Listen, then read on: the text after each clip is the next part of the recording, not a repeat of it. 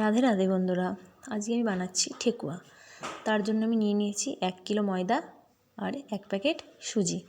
তো আপনারা চাইলে 2 কাপ ময়দা নিলে 1 কাপ সুজি ব্যবহার করবেন। তো ভালো করে আমি মিশিয়ে নিলাম এই দুটোকে।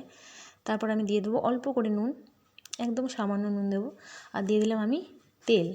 এখানে আমি ইউজ করেছি রাইস ব্র্যান অয়েল। তো আপনারা চাইলে সাদা তেলও দিতে পারেন এবং ঘিও দিতে পারেন। ঘি দিলে ফ্লেভারটা আরও খুব ভালো হয়। দেখুন তারপরে ঠিক এরকমভাবে হাতে দিলে এরকম ভেঙে যাবে।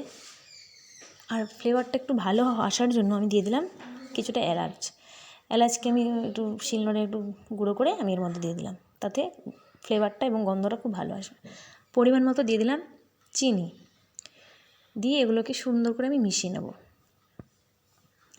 মেশানোর পরে আমি অল্প জল দিয়ে অল্প একটু ডো তৈরি করে নেব। পুরো ডোটা আমি একবারে জল দিয়ে মেখে রেখে দেবো না, তাহলে কি হবে, চিনিগুলো ওই জলের সাথে অনেকক্ষণ মেখে রাখার জন্য মিশে যাবে। তো আপনারা প্রথমে অল্প অল্প করে মাখবেন আর অল্প অল্প করেই কড়াই তৈরি করে কড়াই দেবেন তেলের মধ্যে। পুরোটা একবারে ডো করে রাখবেন না। দেখুন আমি ওখান থেকে অল্প একটু ডো তৈরি করে নিলাম, নিয়ে আমি আলাদা পাত্রে নিয়ে নিয়েছি এটাকে। দিয়ে দেখুন চিনির দানাগুলো তাই আমার বোঝা যাচ্ছে, নাহলে অনেকক্ষণ তৈরি করে রাখলে চিনিগুলো মেল্ট হয়ে যাবে সহজে। দেখুন আমি লেচি কেটে নিয়েছি এর থেকে, চিনিগুলো ঠিক বোঝা যাচ্ছে। তারপর আমি এরকম সুন্দর করে একটা ডিজাইন করে নিলাম। তো আপনারা চাইলে গোলও রাখতে পারেন, এরকম দিতে পারেন, আর না হলে এরকম চামচ দিয়ে দেখুন আমি একটু পাতা ডিজাইন করে নিয়েছি। তো আপনারা আপনাদের পছন্দ মতো যে কোনো ডিজাইন এখানে করে নিতে পারেন। দেখুন এরকম পাতা পাতা ডিজাইন আমি করে নিয়েছি। আমার মোটামুটি এক এক করে আমার সবগুলো হয়ে গেছে করা।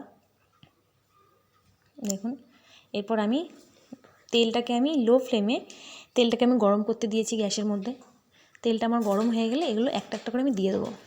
তেলটাকে অবশ্যই লো ফ্লেমেই রাখবেন সবসময়, তেলটাকে বাড়াবেন না। গ্যাসের ফ্লেম লো ফ্লেমেই করবেন, তাহলে এটা ভালো হবে। অনেকক্ষণ ধরে ধরে এটাকে ভাজবেন, না হলে তেল বাড়িয়ে দিলে, গ্যাসটা যদি বাড়িয়ে দেন তাহলে কিন্তু এগুলো পুড়ে যাবে। তো লো ফ্লেমে এটাকে ভাজতে হবে।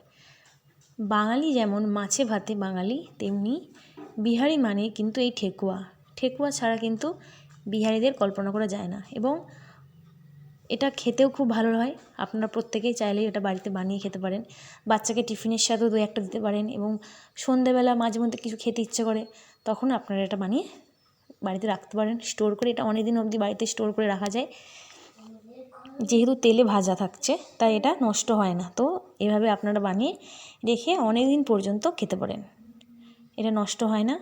এটা খেতেও খুব ভালো হয়। একদম উপরের দিকটা দেখুন কত সুন্দর হয়ে গেছে, লাল লাল কালার আমার এসে গেছে। আমি উল্টে পাল্টে নামিয়ে দিলাম। আমার এটা খুব খেতে ভালো হয়েছে, ভেতর থেকে নরম আর উপর থেকে কড়কড়ে ভাব। তো আপনারা প্রত্যেকে বাড়িতে বানিয়ে এটা খাবেন, এটা খেতে খুবই ভালো হয়। Thank you.